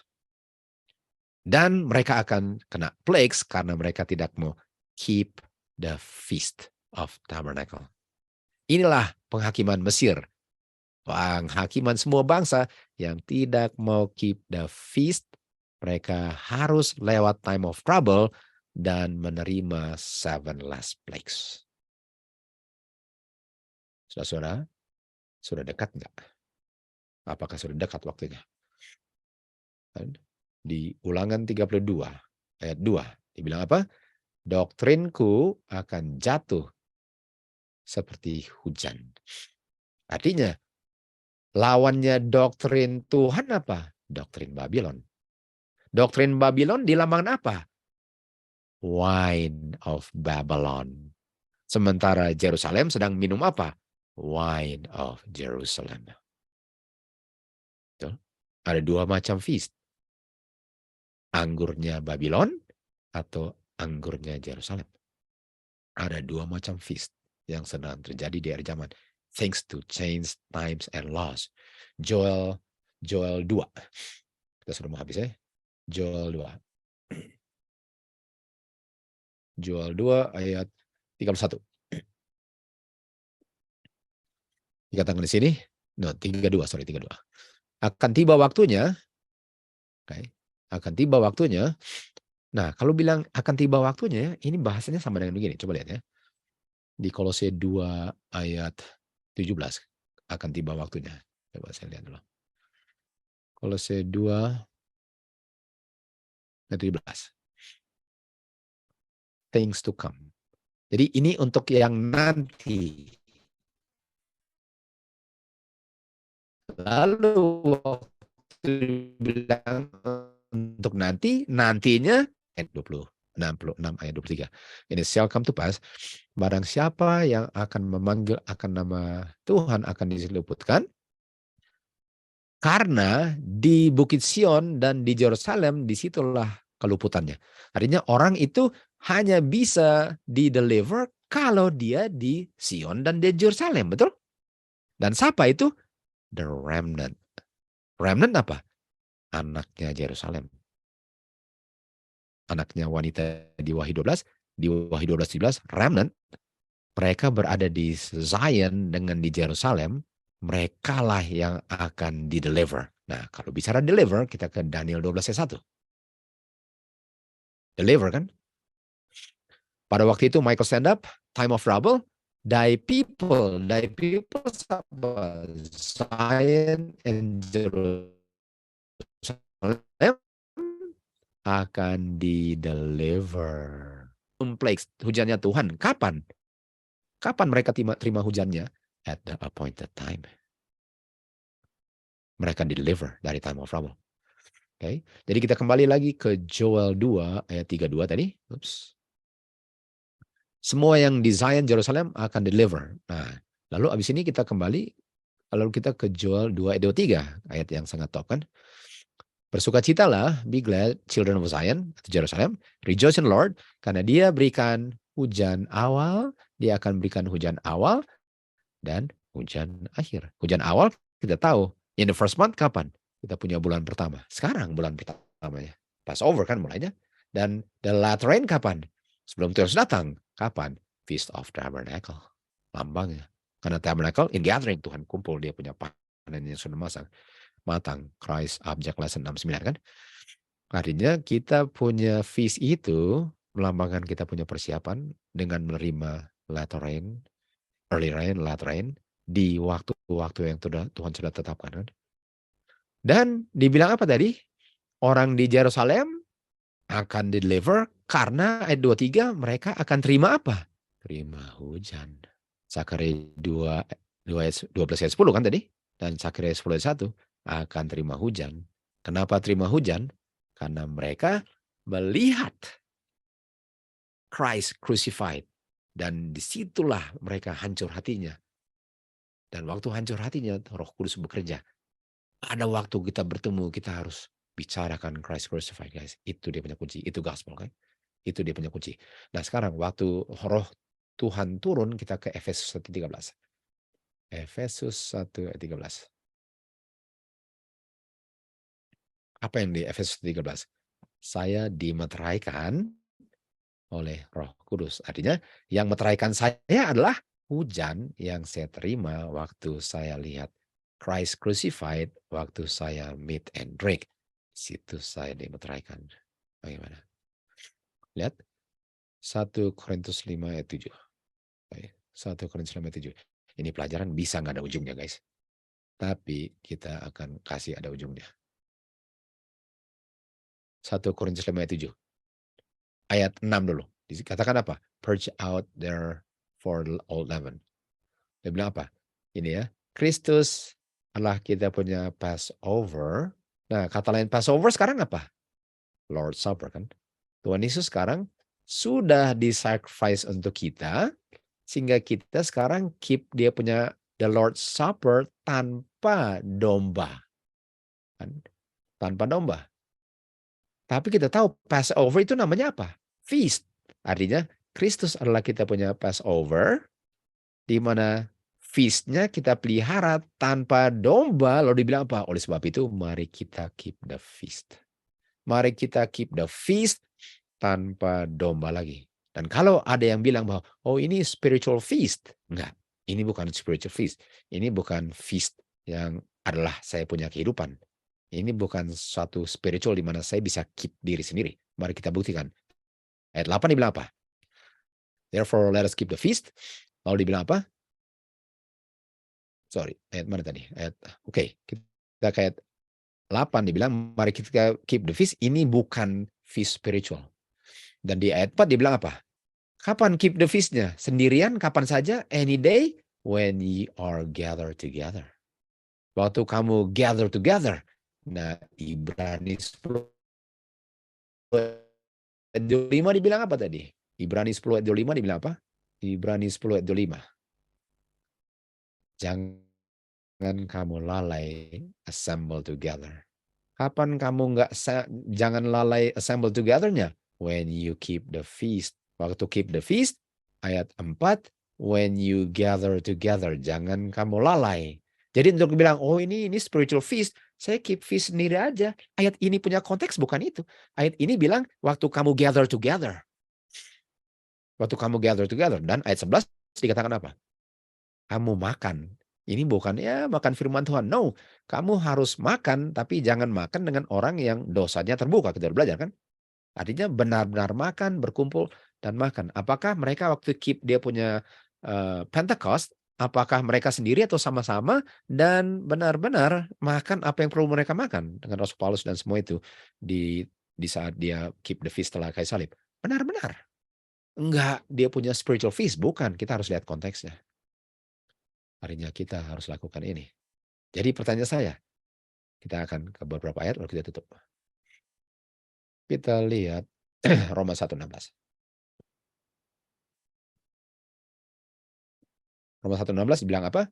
The gospel of Christ adalah power of God yang sanggup menyelamatkan setiap orang yang percaya. Artinya gospel of Christ itu adalah power of God yang sanggup menyelamatkan. Nah, 2 Korintus 4 ayat 4. Tapi gospel of Christ itu bisa disembunyikan di mana orang nggak bisa lihat gospel itu walaupun sedang feast, walaupun sedang meat and drink, apalagi meat and drink pun ditolak. Dan gospel itu adalah terang pengetahuan daripada kemuliaan God. Gospel. Kan? Dan kita tahu itu adalah the power of God. Roma 1:16, gospel adalah the power of God untuk salvation. Lalu kita ke 1 Korintus 1. Gospel adalah power of God. Lalu dikatakan apa? Gospel yang adalah power of God. Ini dia. Christ the power of God. Gospel of Christ power of God. Kapan? Christ crucified. Christ crucified. Dan Christ crucified untuk kita kapan sekarang? Apa maksudnya Christ crucified? Dia punya tubuh dan dia punya darah kan? Kita lihatnya di Matius 26 ayat 26. Eat bread, lambang tubuh. Drink wine, lambang blood. Artinya blood dengan bread. Karena itu adalah Christ crucified. Itu gospel yang selamatkan. Christ crucified. Lalu kita ke Yohanes 6. 5:48. 48 bilang, ini ada breadnya. Ada dia punya bread. Dan kalau kamu makan bread, kamu nggak mati kan? Kalau dia bilang dia punya bread menjadi apa? Flesh. Dia punya bread menjadi flesh.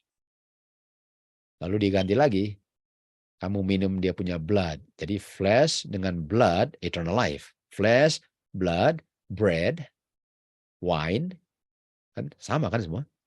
Itu semua Christ crucified. Itu lambang gospel. Itu glorious gospel dalam bentuk simbol. Sebelum kayu salib, mereka punya versi. Setelah kayu salib, kita punya versi tanpa ada yang mati. Dan sekarang flesh dengan blood, glorious gospel menjadi meat and drink. Kita harus lakukan itu. Dan ayat penutupan 2 Korintus 3:18. Kita semua tanpa ditutup wajah kita lagi sudah terbuka kan, sudah tidak tersembunyi lagi gospel. 2 Korintus 4:4, setan nggak menyembunyikan lagi gospel itu, glorious. Dengan wajah terbuka kita melihat the glory of the Lord. Kita lihat the glory kapan? Waktu kita melakukan yang Tuhan perintahkan at the point of time. Kan? Dia curahkan Roh Kudusnya. Kita lihat dalam meat and drink the glory of the Lord. Sesuai dengan Efesus 1:13, sesuai dengan Efesus 13, Roh Kudus dicurahkan kan? Roh Kudus dicurahkan Efesus 1:13 dengan Sakaria 12 ayat 10. Roh Kudus dicurahkan. Lalu Roh Kudus yang dicurahkan waktu kita melihat itu di meet and drink, dia rubahkan kita menjadi image dan glory-nya God.